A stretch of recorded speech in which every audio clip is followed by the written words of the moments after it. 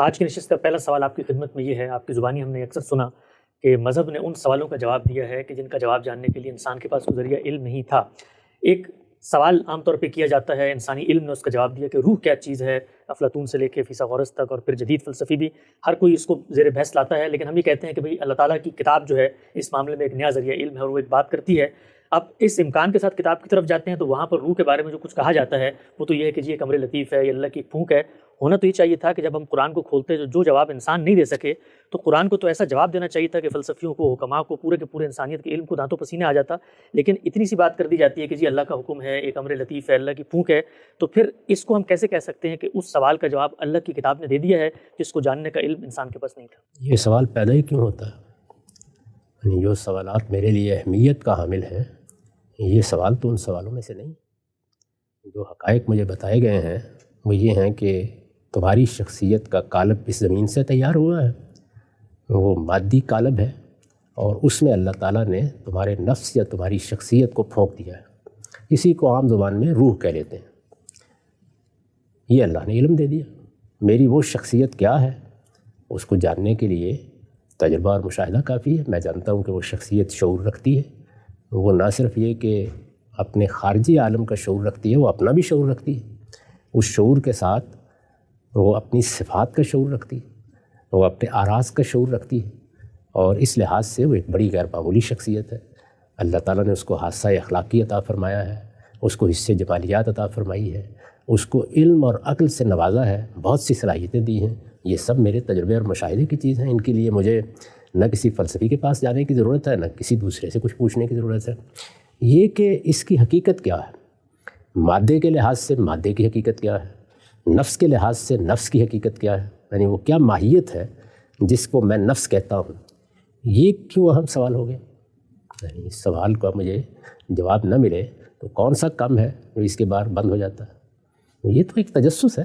میں ہر چیز کو جاننا چاہتا ہوں۔ ہو سکتا ہے میں یہ کہوں کہ میرے لیے ذرے کا دل چیر دیا جائے، میں تو آفتاب کے اندر اتر کے دیکھنا چاہتا ہوں کہ وہاں پر کس طریقے کی گرمی اور حدت پیدا ہو رہی ہے۔ یہ تجسس کی باتیں ہیں۔ تو ہر متجسس کو کیا اس کے تجسس کا لازمی جواب ملنا چاہیے؟ یہ کہاں لکھا ہوا ہے اور اس کے پیچھے کیا منطق ہے؟ یعنی قرآن مجید ان سوالوں کے جواب دیتا ہے جو سوال اس دنیا کی زندگی میں میرے لیے لازماً واضح ہونے چاہیے۔ یعنی مجھے پتہ چلنا چاہیے کہ میں کیا ہوں، انسان کی حیثیت سے میری شخصیت کیا ہے، میری شخصیت کو کس کس پہلو سے اس دنیا میں جواب دہ ہونا ہے، جو دین کا اصل موضوع ہے، اور وہ کس کس پہلو سے اپنے پروردگار کے حضور میں اٹھا کھڑی کی جائے گی اور وہاں اس سے کچھ پوچھا جائے گا۔ اس میں مجھے بتائیے کہ قرآن مجید نے کسی سوال کو تشنہ جواب رہنے دیا ہے؟ پوری طرح بتا دیا ہے کہ تمہاری شخصیت کسی مادے سے شعور میں منتقل نہیں ہوئی۔ یہ ایک بڑا سوال تھا، اور نہ شعور نے مادی لباس پہن لیا ہے۔ عام طور پر اگر آپ فلسفے کی تاریخ سے واقف ہیں تو یہ دو ہی جواب ہیں جو لوگوں نے دیے ہیں۔ عینیت پسند لوگ ایک جواب دیتے ہیں، مادیت پسند لوگ دوسرا جواب دیتے ہیں۔ قرآن نے فیصلہ کن طریقے سے مجھے بتا دیا کہ نہیں، تمہاری شخصیت دو چیزوں کا مجموعہ ہے۔ تمہارا قالب مادی ہے اور تمہاری شخصیت روحانی ہے، اور یہ آتی کس طرح سے ہے؟ وہ اللہ تعالیٰ کی طرف سے پھونک کی صورت میں صادر ہوتی ہے۔ نفخت فیہ من روحی، ان الفاظ میں اس کو بیان کر دیا۔ جس آیت کا آپ نے حوالہ دیا ہے اس میں تو اس کا ذکر ہی نہیں ہے، یعنی اس نفس کا یا اس پھونکنے کا یا اس روح کا ذکر نہیں ہے، وہاں وحی کا ذکر ہو رہا ہے۔ تم سے لوگ وحی کے بارے میں سوال کرتے ہیں، اس کی حقیقت کیا ہے؟ یعنی یہ کیسے ہو جاتا ہے کہ اللہ تعالیٰ اپنے ایک بندے کو، نہ ہم اس کی آواز سن رہے ہیں، نہ ہمیں پتہ چلتا ہے کہ کب یہ آواز آئی، اور ایک بات کہہ دیتے ہیں، وہ اس تک پہنچ جاتی ہے۔ تو یہ لوگوں نے پوچھا کہ یہ کس طریقے سے ہوتا ہے، تو بتا دیا کہ اللہ کے لیے ان میں سے کون سی چیز مشکل ہے۔ وہاں پر بالکل درست جواب دیا گیا ہے کہ اللہ تعالیٰ کے لیے یہاں کوئی ذرائع اور وسائط کی ضرورت نہیں ہوتی۔ یہ تمہاری دنیا ہے جس میں ذرائع ہیں، وسائط ہیں، تلاش کرو انہیں جا کے، اور دنیا میں جو چیزیں تم کرتے ہو ان کو دیکھو۔ چنانچہ آج ہم نے ہزاروں ایجادات کر لی ہیں جن میں اسی طرح آوازیں آئی ہیں، اسی طرح دور بیٹھے ہوئے لوگ بات کر رہے ہیں، جس کا تصور بھی نہیں کوئی کر سکتا تھا وہ ہو رہا ہے، لیکن وہ مادی علوم ہیں جن کے ذریعے سے ہو رہا ہے۔ کیا اللہ تعالیٰ کو بھی اسی طریقے سے کوئی انٹرنیٹ ایجاد کرنا پڑتا ہے؟ اللہ تعالیٰ کو بھی کیا اسی طریقے سے کوئی ٹیلی فون ایجاد کرنا پڑتا ہے؟ جواب یہ دیا کہ وہ امر رب ہوتا ہے، اور امر رب کس طریقے سے کلمہ بن جاتا ہے، کیسے اللہ تعالیٰ ارادہ کرتے ہیں اور کہتے ہیں کل فیکون، اور اس کے نتیجے میں یہ پورا عالم وجود میں آ جاتا ہے۔ وما اوتیتم من العلم الا قلیلا، یہ تمہارے دائرہ علم کی چیزیں نہیں ہیں۔ تو ہمیں ان چیزوں کا جواب ملنا چاہیے جو یا تو ہمارے دائرہ علم کی چیزیں ہیں اور یا وہ ہماری دینی ضرورت ہے۔ قرآن مجید اس دائرے سے آگے بڑھ کر ایک لفظ بھی نہیں کہتا، اور یہی اس کے اللہ کا کلام ہونے کی دلیل ہے۔ یہ تو بالکل ہی احمقانہ بات ہے کہ جو سوال میرے ذہن میں آیا کرے اللہ تعالیٰ مجبور ہے کہ مجھے اس کا جواب دے، ورنہ میں نہیں مانوں گا کہ وہ اس کائنات کے پروردگار ہے۔ دنیا میں جو میرا دائرہ علم ہے اس کے لیے مجھے علم و عقل دیا گیا ہے، اور یہ کہا گیا کہ جاؤ جواب تلاش کرو، اور یہ ہم جانتے ہیں کہ انسان نے ہزاروں سوالوں کے جواب تلاش کر لیے ہیں اور کرتا چلا جا رہا ہے، اور ہزاروں نئے سوال پیدا ہوتے چلے جا رہے ہیں۔ چنانچہ یہ دنیا اللہ کے کلمات کا ایسا مجموعہ ہے کہ بالکل درست فرمایا ہے کہ اگر یہ سارے سمندر روشنائی بن جائیں تب بھی اللہ کے کلمات ختم نہیں ہو سکتے، سارے درخت قلم بن جائیں تو ان کلمات کو لکھ نہیں سکتے۔ تو یہی صورت ہے، آپ دریافت کرتے چلے جائیں اور آگے بڑھتے چلے جائیں۔ اللہ تعالیٰ کن سوالوں کے جواب دے گا؟ وہ جن کا تعلق میری آخرت میں کامیابی سے ہے۔ اس میں مجھے بتائیے کون سا سوال ہے جس کا جواب نہیں دیا گیا؟ یہ تو کوئی بات ہی نہیں ہے سر۔ صحیح نقطہ آپ نے واضح کیا، چند توضیح پہلو چاہتا ہوں آپ کی خدمت میں رکھوں۔ اچھا، اگر یہ سوال اس قدر اہمیت کا نہیں تھا اور ہمارے سامنے جو وجودی حقائق ہیں ہمیں ان پہ غور کر کے آگے کا معاملہ طے کرنا ہے، تو پھر اللہ نے اس کو زیر بحث کیوں لے کر آیا؟ یعنی وہ یہ کہہ سکتے تھے کہ روح کے بارے میں یا باقی چیزوں کے بارے میں تمہارا اس سے کوئی سروکار نہیں ہے، اس بارے میں میں کوئی گفتگو نہیں کرتا۔ انہوں نے یہ اشارہ دے دیا کہ جی یہ ایک پھونک ہے جو پھونک دی جاتی ہے، اس کے نتیجے میں انسان کو شخصیت ودیت ہوتی ہے۔ پھر بعض دینی لٹریچر میں چیزیں نظر آتی ہیں، یہ روح جو ہے پھر اللہ نے اس کو اٹھاتا ہے، لیین میں لے جاتا ہے۔ جی تو جب یہ سب چیزیں زیر بحث ہیں تو سوال ہی اتنی اہمیت کا نہیں تھا، تو پھر ان کو زیر بحث کیوں لایا قرآن؟ جس پہلو سے زیر بحث آیا ہے اس میں تو بڑی اہمیت تھی، یعنی مجھے یہ معلوم کرنا تھا، جس طرح کہ میں نے عرض کیا کہ میرا وجود ہے کیا، یعنی میں کیا ایک مادے سے شعور پیدا ہو کر انسان بن گیا ہوں، یا اس شعور نے مادے کا پیرہن اختیار کر لیا ہے؟ یہ سوال تو بہت اہمیت کا حامل ہے، اس لیے کسی سے میری شخصیت کی صحیح تعریف ہوتی ہے۔ اس کا جواب مجھے دے دیا گیا کہ کون سا حصہ تمہارا روحانی ہے اور کون سا حصہ جسمانی ہے۔ جسمانی حصہ میری تحقیق کا موضوع ہے، روز تحقیق کریں۔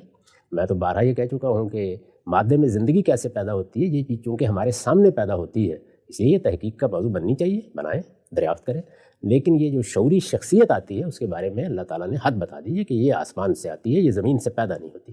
یہ تو ایک بڑا سوال تھا جس کا جواب اس لیے ضروری تھا کہ اس کے بغیر میں اپنی زندگی کی نہ حقیقت سمجھ سکتا ہوں نہ اس کے لحاظ سے اللہ کی فرما برداری کی طرف بڑھ سکتا ہوں۔ اگر میں ایک مادی وجود ہوں تو پھر موت کے بعد کی زندگی، مرنے کے بعد زندہ رہنا، میرا جسم میرے سامنے گل سڑ کے ختم ہو جاتا ہے، اس کو کیا باقی رہ جاتا ہے؟ ساری سوالات لجنن ہو جائیں گے۔ تو ان سب سوالوں کا جواب دینا بہت ضروری تھا، لیکن یہ کہ اس کی حقیقت کیا ہے، یعنی یہ بتایا جائے کہ مادہ اصل میں ہے کیا۔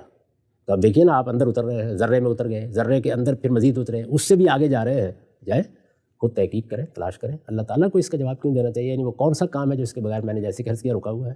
اتنی بات کا جواب اللہ تعالیٰ دیں گے جس کا تعلق میری آخرت سے ہے، اور جو جواب اگر مجھے نہ ملے تو میں غلط راستے پر جا سکتا ہوں۔ اچھا ہم جو لوگ اس سوال کا جواب دینے کی کوشش کرتے ہیں، حقیقت بیان کرتے ہیں، ظاہری بات ہے اس میں ان کا اپنا ایک تخیل ہے یا ان کا استنباط ہے یا کوئی بھی ان کے مفروضے ہیں، تو چلیں ان کے پاس تو کوئی نہ کوئی ذریعہ علم ہے، کوئی نہ کوئی منطقی علمی فکری مقدمہ ہے جس کی بنیاد پہ وہ روح کی حقیقت تلاش کر رہے ہیں۔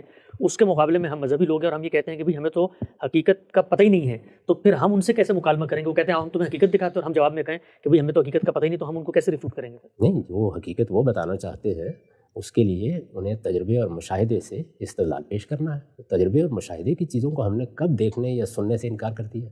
کبھی بھی انکار نہیں کیا۔ وہ اپنے دائرے میں جب بات کرتے ہیں تو ہم ان کی بات سنتے ہیں، اس کی قدر کرتے ہیں، اس کو عزت کی نگاہ سے دیکھتے ہیں، اور سائنسدانوں کو دنیا کے لیے رحمت سمجھتے ہیں۔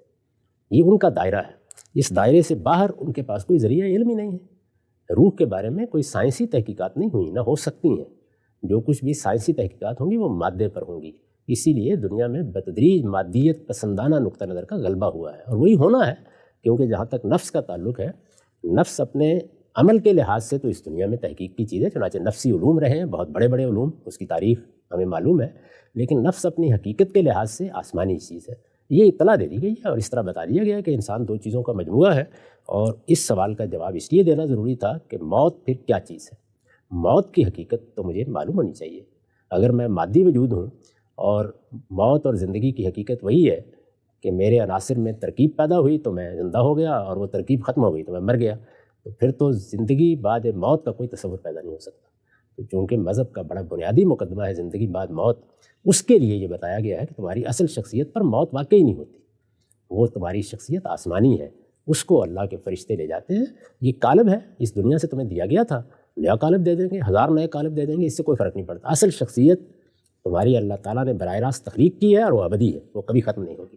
یہ بہت بڑی بات ہے، یہ معلوم ہونی چاہیے۔ اس کے بغیر تو میں کسی مذہبی آدمی کی حیثیت سے زندگی نہیں بسر کر سکتا۔ لیکن یہ کہ مادے کی حقیقت اللہ تعالیٰ بتائیں، کیوں بتائیں؟ یعنی اس کا کیا تعلق ہے؟ یہ تو موضوع ہی نہیں ہے۔ مذہب کا موضوع میری موت ہے، زندگی کے بعد کیا ہونے والا ہے، اس سے متعلق ہر سوال کا جواب دے دیا۔ آپ نے واضح فرمایا۔ آخری سوال اس ضمن میں پوچھنا چاہتا ہوں آپ سے قرآن مجید کا یہ دعویٰ ہے کہ وہ دین سے متعلق ہر اختلاف میں فیصلہ خود جگہ پہ کھڑا ہے، حرف آخر ہے، قول فیصل ہے، میزان فرقان حکم محمن. آپ ذکر بھی کرتے ہیں مجھ میں اور آپ میں اختلاف ہو گیا ہے جی کہ روح کی مثال کے طور پہ ایک، اب یہ تو دینی موضوع ہے نا کہ جی انسان کو اللہ تعالیٰ نے شخصیت دی ہے. اب میں اور آپ کسی بھی جگہ پہ کھڑے میں اختلاف کی اور ہم قرآن کے پاس جاتے ہیں تو قرآن ہمیں آگے سے کہتا ہے کہ بھئی یہ تو تمہارے مطلب کا سوال ہی نہیں ہے، تو ہمارے اختلاف کا فیصلہ تو اس نے نہیں کیا. یہ سوال تو اصل میں اس نے یہ بتایا ہے کہ تمہاری تحقیق کا موضوع نہیں ہونا چاہیے، یہ تمہارے دائرہ علم کا سوال نہیں ہے. یہ تو سب سے بڑا علم ہے جو قرآن نے مجھے دے دیا ہے. علم صرف سوال کا جواب نہیں ہوتا، میرے حدود بتانا بھی علم ہے. یہ بتا دیا مجھے تو یہ جواب تو مجھے دے دیا گیا، اس میں بحث ہو کیوں؟ یعنی جس وقت کوئی انسان اپنے دائرے سے باہر نکلتا ہے تو اس کو یہ بتانا کہ یہ تمہارے دائرے کی چیز نہیں ہے بہت بڑی نعمت ہے، تاکہ وہ اس دائرے سے نکل کر اس دائرے میں تحقیق کرے جہاں تحقیق ہو سکتی ہے. تو اس میں کوئی اختلاف ہوگا کیسے؟ تو وہی جواب ملنا چاہیے، جواب اللہ تعالیٰ نے دے دیا. نقطہ واضح ہوا، وقت ہمارے یہاں پہ ختم ہوتا ہے. انشاءاللہ دوبارہ حاضر خدمت ہوں گے. اب تک آپ لوگ کا بہت شکریہ.